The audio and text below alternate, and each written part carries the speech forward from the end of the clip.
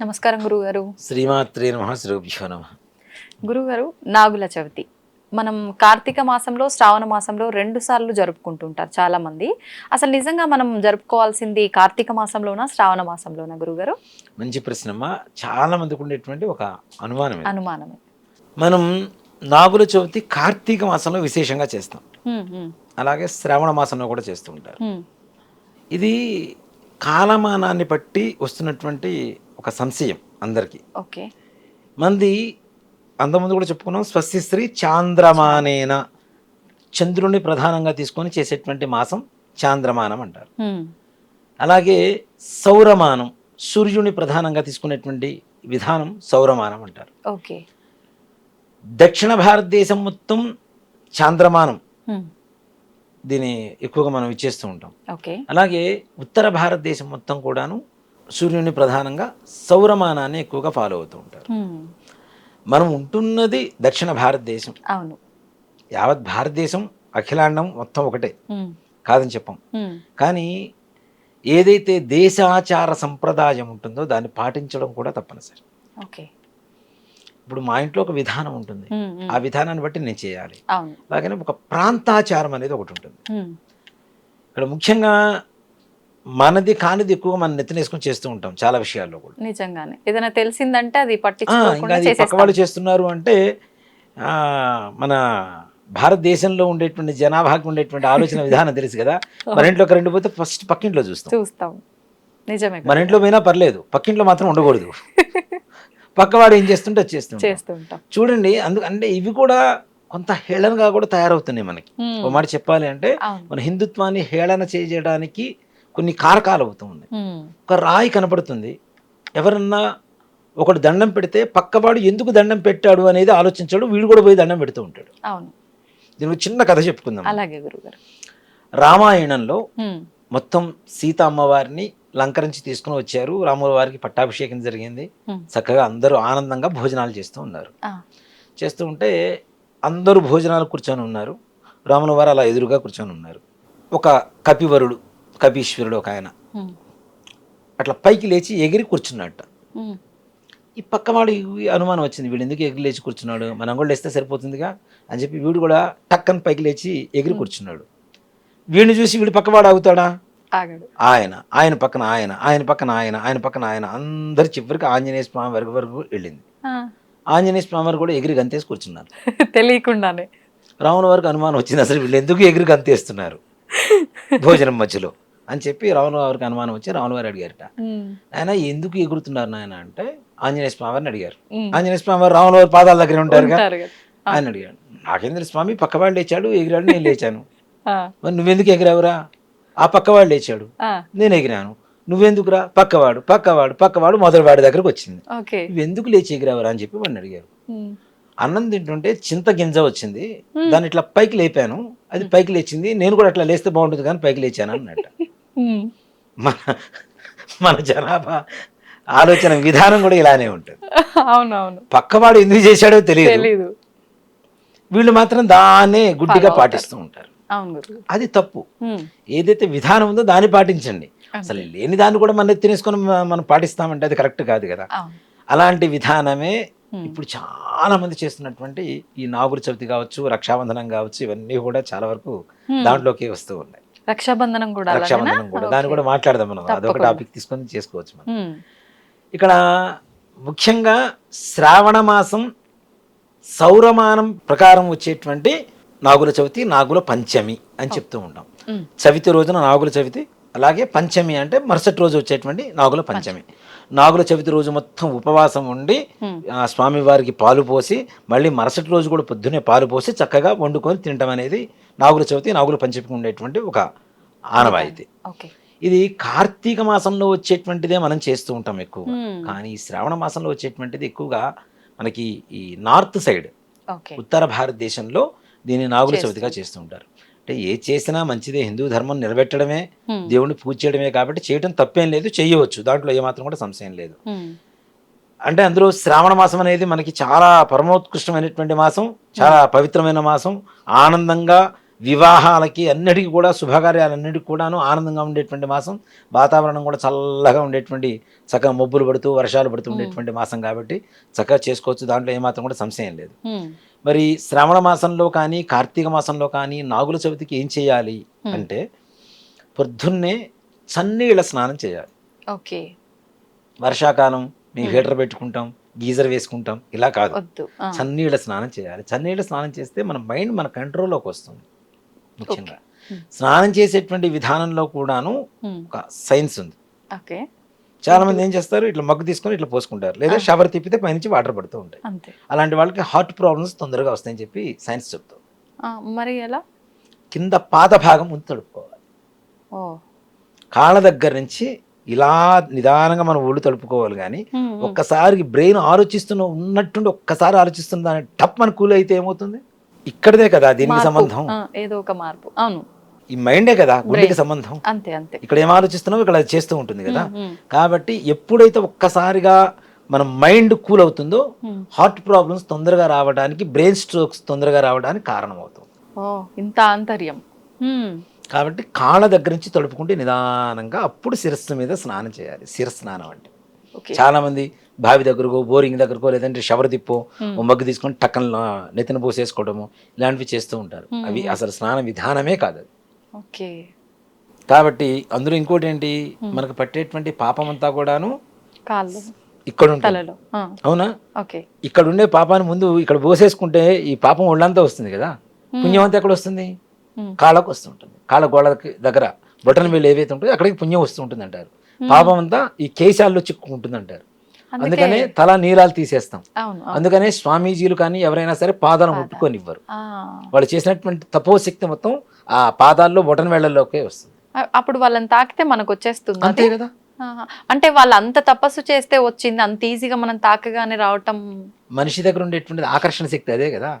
ఇంకొకటి అక్కడ పాజిటివ్ గా ఉండే మైండ్ కాదు మనది, నెగిటివ్.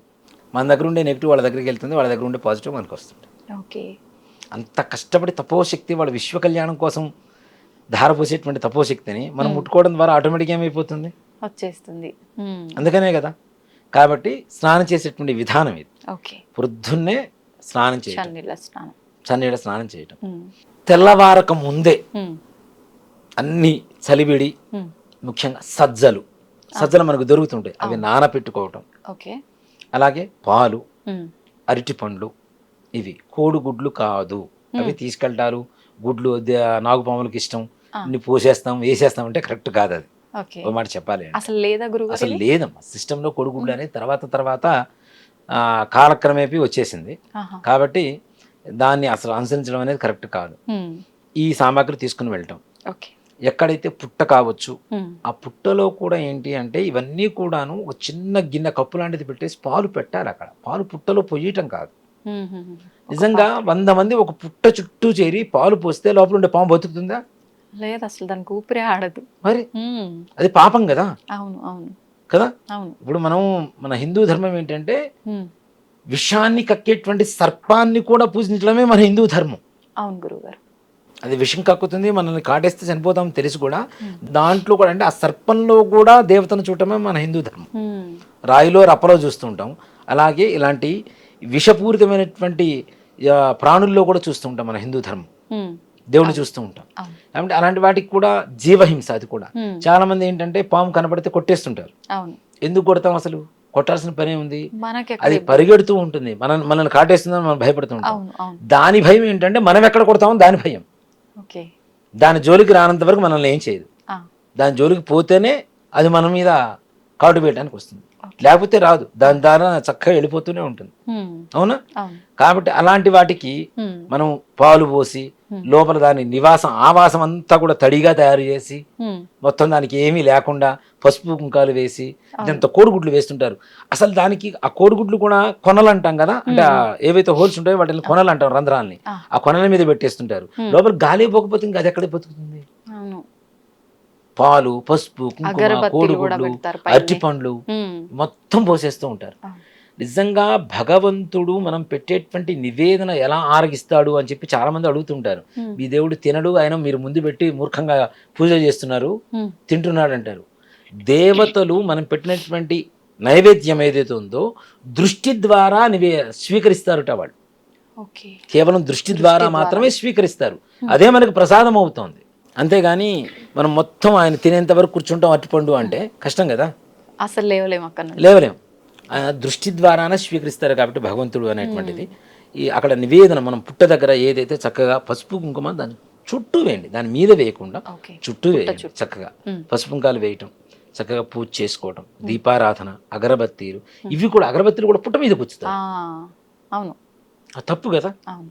లోపల ఉండేటువంటి జీవి నువ్వు దేవుడు అని చెప్పి పూజ చేస్తున్నప్పుడు అలాంటి జీవిని హింసించడం అనేది ఇంకెంత, దాని ద్వారా పుణ్యం ఏమైనా వస్తుందా మనకి? లేదు, ఇంకా పాపం వస్తుంది. అవును. ఆ జీవి పడేటువంటి హింస ఏదైతే ఉందో బాధ, అదంతా మనకి బాధ రూపంలోనే వస్తుంది. చాలా మంది కూడా చూడండి, గోవు ఈనేటప్పుడు దాని చుట్టూ ప్రదక్షిణ చేస్తే మనకు ఉండేటువంటి పాపాన్ని మొత్తం పోతాయని చెప్తూ ఉంటారు. ఓకే. అది కూడా పాపమే, అలా తిరగడం కూడా.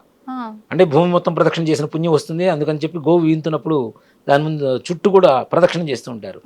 మనం చేసినటువంటి పాపాలు ఏవైతే ఉన్నాయో ఈ పాపాలు ప్రతి ఒక్క పాపం కూడా గోవు ఈనేటప్పుడు దానికి ప్రసవ వేదనని ఎక్కువగా సూదిలా గుచ్చుతూ ఉంటాయి. మన పాపాలు దానికి ఎక్కువ ఇబ్బంది, సూదులా గుచ్చుతూ ఉంటాయి. బాధ, ఈ ప్రసవ వేదన, నొప్పులు వస్తాయి కదా, ఆ నొప్పులు పెరుగుతూ ఉంటాయి. ఒక్కొక్క పాపం ఒక్కొక్క నొప్పిని పెంచుతూ ఉంటుంది మనం చేసిన పాపాలని. అప్పుడు ఆ జీవిని మనం ఇంకెక్కువ ఇబ్బంది హింసించినట్టే కదా, అది కూడా పాపమే. ఇలాంటివన్నీ కూడా తెలుసుకోకుండా మన వాళ్ళు ఏంటంటే మూర్ఖంగా చేసేస్తుంటారు. అవును, అవును. దాన్ని హింసించకూడదు అంతగా. మనం పుణ్యాత్ములం అయితే దాని చుట్టూ తిరగాల్సిన అవసరం లేదు. ఫస్ట్ పాపాలు చేశాము, ఆ పాపాలు పోవాలి అనేటువంటి ఆలోచనతో మనం చేస్తూ ఉంటాం. కానీ ఇంకో పాపాన్ని కూడా మూట కట్టుకోవడమే మనం. మనకి సృష్టిలో అత్యంత పవిత్రమైనటువంటి ఒక జీవి ఏదైనా ఉంది అంటే గోవు. కార్బన్ డైఆక్సైడ్ తీసుకొని ఆక్సిజన్ బయటికి వదిలేటువంటి ఒక ప్రాణి ఏదైనా ఉంది అంటే అది ఒక గోవు మాత్రమే. అలాంటి దానికి సకల దేవతా స్వరూపం అని చెబుతున్నాం. సకల దేవతలు కూడా కామధేనువులోనే నిమిడీకృతమై ఉంటాయని చెప్తున్నాం. అలాంటి గోవుని ప్రసవేదన పెంచడం కూడా పాపమే కదా. అలాగే ఇలాంటి సర్పాలకి హింస కలిగించడం కూడా, బాధ కలిగించడం కూడా పాపం కిందకి వస్తుంది. కాబట్టి పుట్ట చుట్టూ ఏదైతే ఉంటుందో ఆ పుట్ట చుట్టూ పసుపు కుంకాలు కొద్దిగా, అది కూడా అనేదో గ్రామదేవతకి వేసినట్టు ఇసిరేయటం కాదు, కొద్దిగా దీపారాధన చేసుకొని చక్కగా పసుపు కుంకాలు వేసుకొని 2 పుష్పాలు పెట్టండి. పుష్పాలు పెట్టే చక్కగా అగరబత్తీలు వెలిగించేసి సజ్జలు, అరటిపండు, పాలు ఇవి నివేదన పెట్టాలి తప్పనిసరిగా.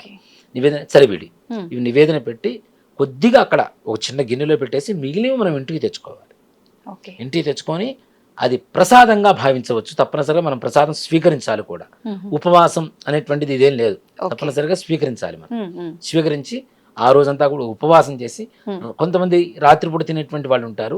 అలా కాదు, నాగుల చవితి మొత్తం నిండు ఉపవాసం ఉండి పంచమి రోజున మరలా పొద్దున్నే పాలు పోసి స్వామివారికి, లేదా విగ్రహం ఉంటే విగ్రహానికైనా పోయొచ్చు, జండపాముల సర్పాలు ఉంటాయి, అలాంటి వాటికైనా పాలు పోసేసి చక్కగా ఇంటికి వచ్చిన తర్వాత ఒక బ్రాహ్మడికి స్వయంపాకం ఇచ్చుకోవటము, లేదా మీ ఇంట్లో ఉండేటువంటి ఒక బ్రహ్మచారికి చక్కగా పూజ చేసి, బ్రహ్మచారి ప్రియుడే సుబ్రహ్మణ్యేశ్వరుడు కాబట్టి లేదు అవకాశం ఇవన్నీ కూడా లేదు, ఒక విభూతి పండు తీసుకోండి, ఒక యజ్ఞోపవీతం తీసుకోండి, చిన్న తుండుగుడ్డ తీసుకోండి, ఎర్రటిది, నాగుల వస్త్రం అని చెప్పి మనకు అమ్ముతూ ఉంటారు బయట, ఎర్రటి తుండుగుడ్డ ఉంటుంది కదా, అలాంటి వస్త్రం తీసుకొని ఒక బ్రహ్మచారి బ్రాహ్మడుకో ఎవరికైనా ఇచ్చేసి నమస్కారం చేసుకొని ఇంటికి వచ్చి చక్కగా భోజనం చేయండి.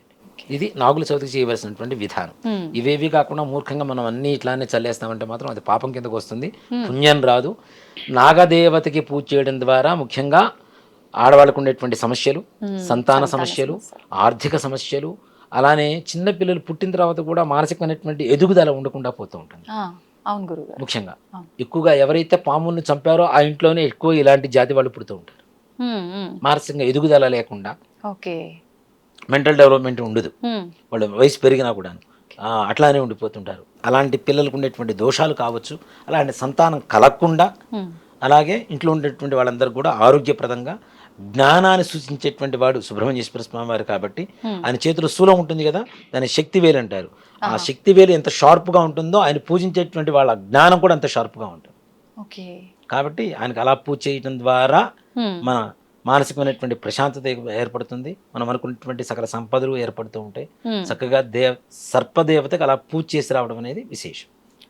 మీరు చెప్పిన దాన్ని బట్టి చూస్తే ప్రతి ఒక్కరం కూడా పూజలు పునస్కారాలు అని చెప్పి అన్ని తప్పుగానే చేస్తున్నాం అనిపిస్తోంది నిజంగానే. ధన్యవాదాలు గురుగారు, మంచి విషయాలు తెలియజేశారు. శ్రీమాత్రే నమః. శ్రీ గురుభ్యో నమః.